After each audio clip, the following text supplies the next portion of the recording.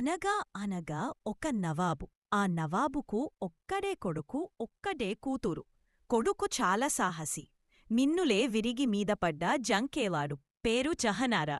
ఆ నవాబు ప్రతి సంవత్సరం మహావైభవంగా పీర్ల పండగ చేసేవాడు. ఆ ఉత్సవాలు చూడడానికి దేశదేశాలనుంచి రాజకుమారులు, కవులు, గాయకులు, శిల్పులు వెళ్లవాడు. ఇతర శిల్పులు ఆడే బొమ్మలు, పాడే బొమ్మలు, ఇంకా రకరకాల ప్రతిమలు తెస్తే గుర్రాన్ని పట్టుకొచ్చాడు. తాతను చూడగానే తతిమ శిల్పులకు ఎక్లడలేని నవ్వు వచ్చింది. గుర్రాన్ని నువ్వే చేశావా తాతయ్యా అని అడిగాడు.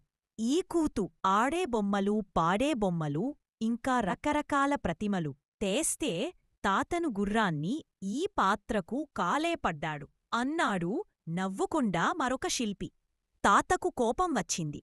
మీరు కొనలేరు, మీ అప్పలు కొనలేరు,